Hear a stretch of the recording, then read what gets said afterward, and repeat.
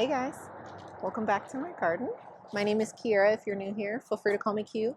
And today we're going to talk all about composting. Specifically, we're going to talk about kind of like what we've tried in the past, our history with it, what we're doing now, and what we're hoping for next year. To start this conversation out, I want to kind of go over our garden, where it is now, and kind of like the evolution of everything you see behind me back here. So this is the main part of our garden.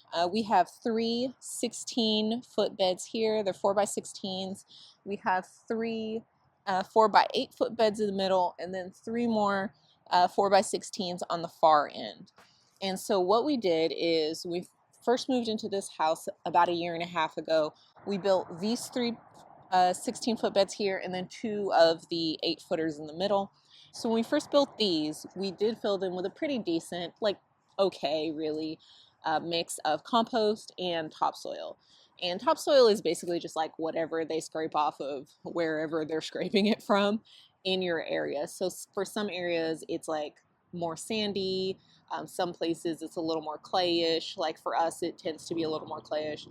And so that's what we got for our first kind of like rendition of this garden.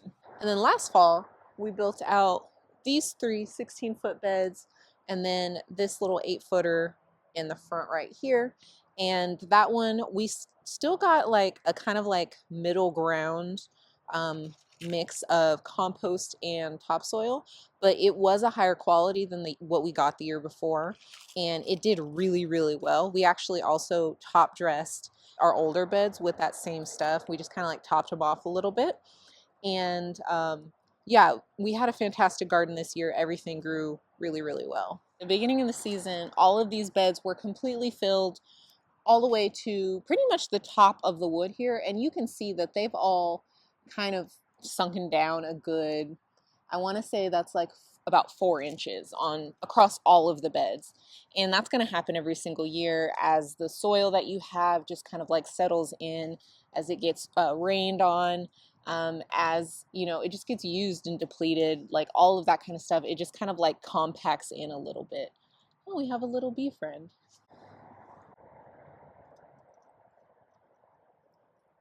So with the soil kind of lowering every year, we will need to kind of like top off these beds.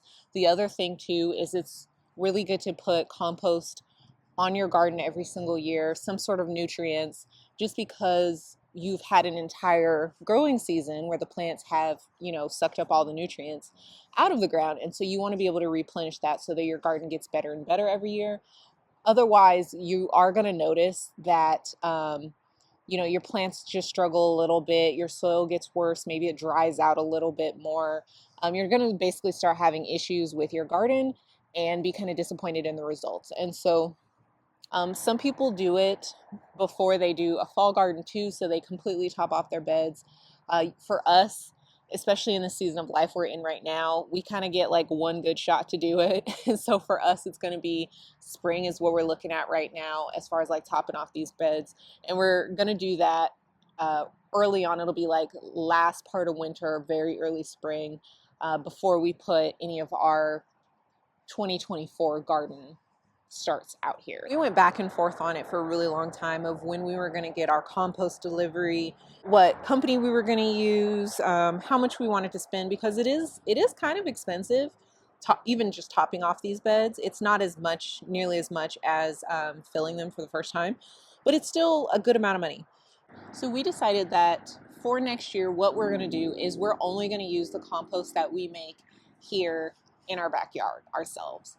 And so we've been kind of like steadily composting throughout the year, but it's never really a lot. It's never enough to really do anything with. In fact, we haven't put any of our homemade compost on the garden yet, just because there's not very much of it. So it is quite the undertaking to say that we are going to only use our home compost. We are taking a risk with as far as like the health of the garden next year, and it's probably not going to be the best that it can be, just because we probably cannot produce enough compost. But we're going to try it anyway. We're just going to see how it goes for next year. And we can always change our minds, right? We can always decide to bring in compost at the end. We are going to supplement with like other amendments and nutrients and stuff like that. But we want to just like challenge ourselves and see like if we are making home compost, which we've been doing this whole time, how far can it actually stretch us? You know, maybe we're not filling these beds all the way to the top, but like how far will it get us? We decided that we're going to just pull the trigger and find out.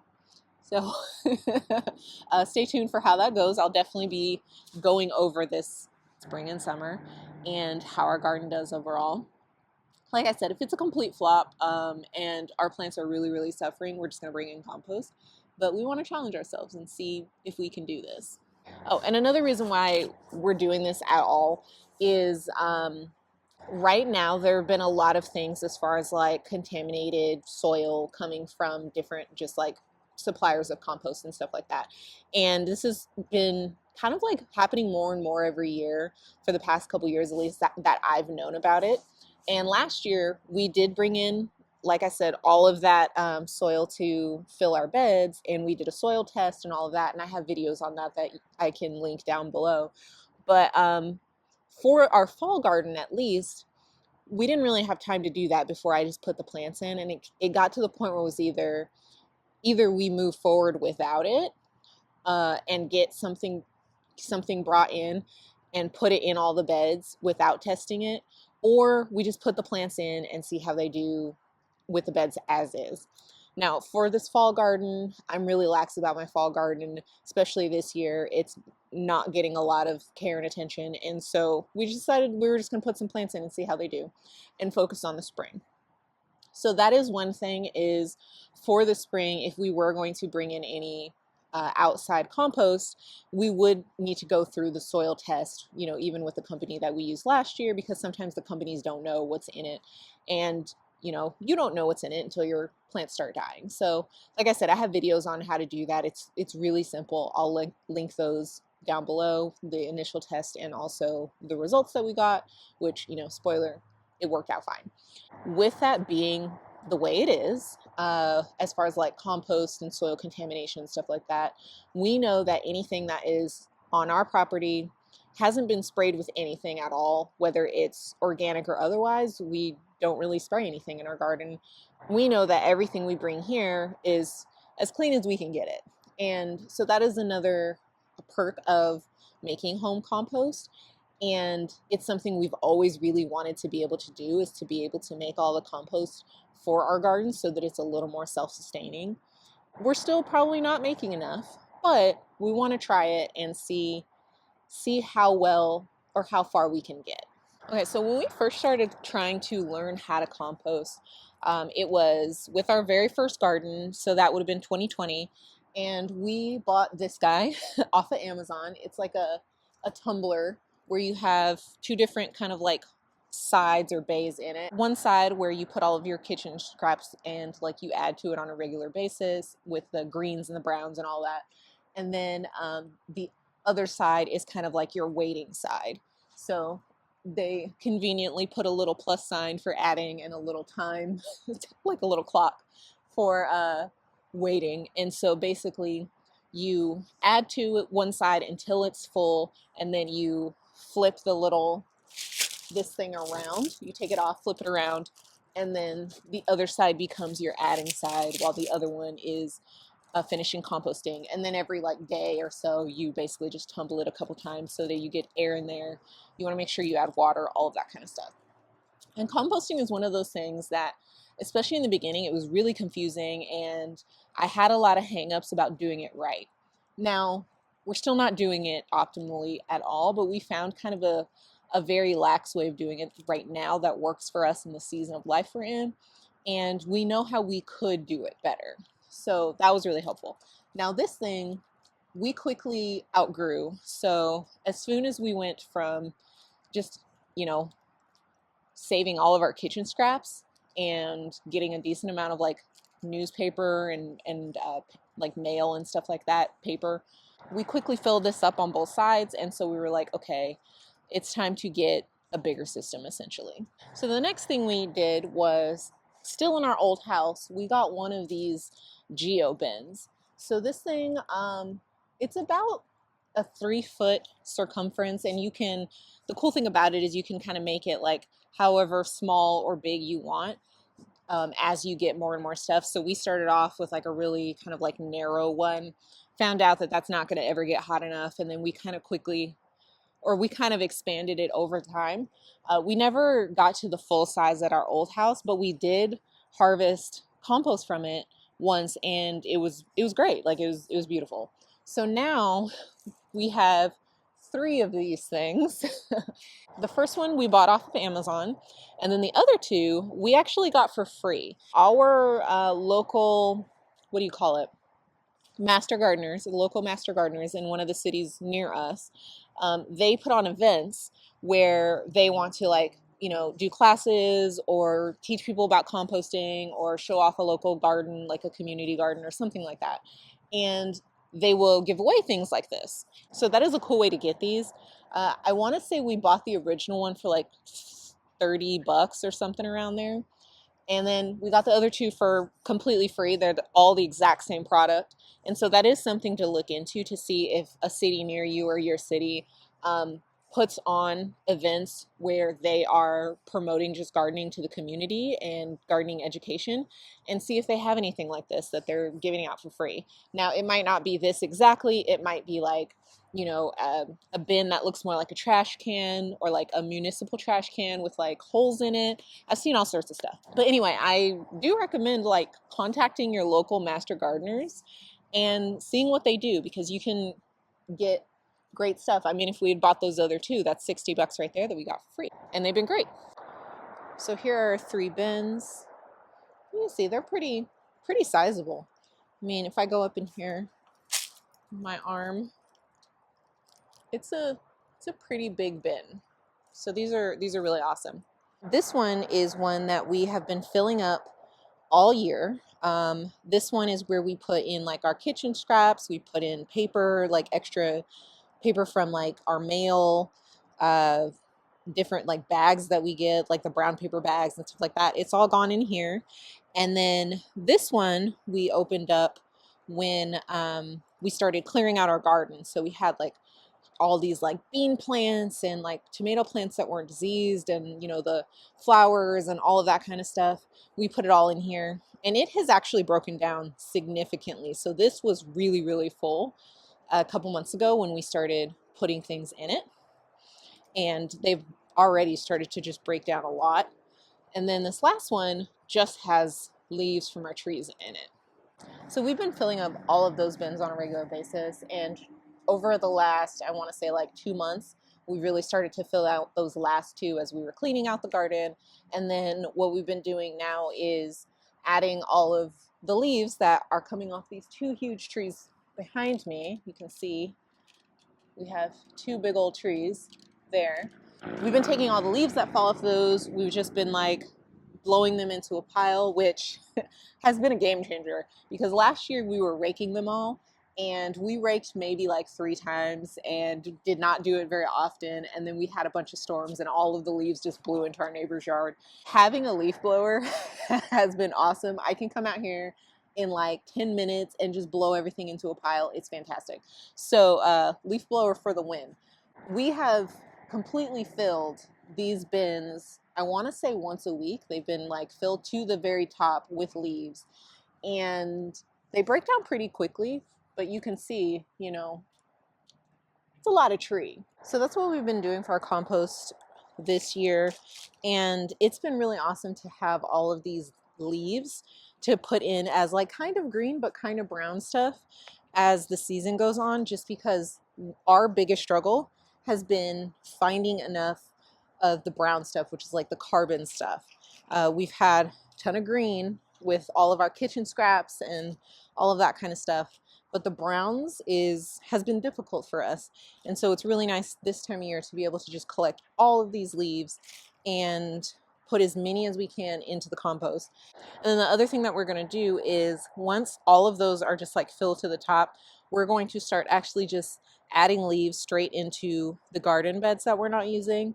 And so my plan is I want to run them over with our lawnmower first to kind of like break them up, and then just start piling them into into the garden beds, because right now we're only using 3 of our beds for our fall garden, and the rest are going to be completely empty soon as we're taking out the rest of our summer stuff, which is really, it's just all the peppers.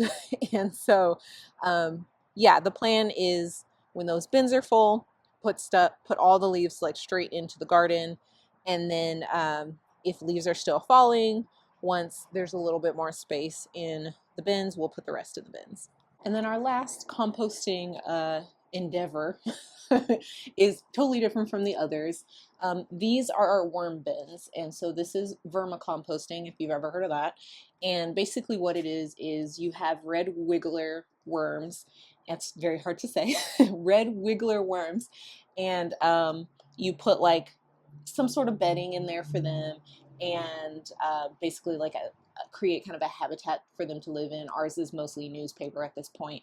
And then you feed them kitchen scraps, and so they eat the kitchen scraps, and you put in like a certain amount every single week, and as they eat it, they create poop, and their poop is what you call worm castings, and that is fantastic for gardens. And with worm castings, you need significantly less of them to add the same amount of nutrients that like compost would.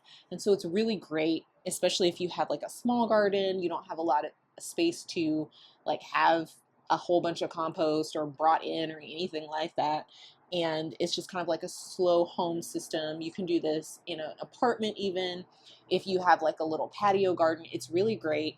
And you don't even need bins this size. Like you can have really small ones that you can just put under your kitchen sink, like, or have in your garage, and all of that kind of stuff. So there's lots of options with this. So for us, we keep these 2 bins just like right outside our back door, really close, like it's basically off our kitchen.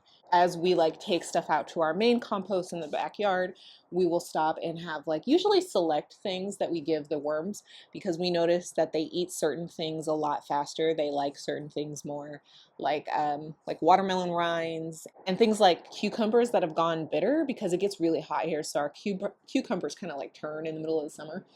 Worms love them, so we feed them to the worms, which is fantastic because they don't go to waste, and we get a lot of really great worm castings out of it. The other thing I will say about just vermicomposting in general is this has been something that we've been trying to do for the last like 3 years, and we have killed worms, like all of them. We've killed entire populations twice, because of things like not feeding them often enough. Usually it was keeping them in too hot of an environment, because here where we live, it's really hot. We're in zone 9. And so our summers, we have a lot of days over 100 degrees.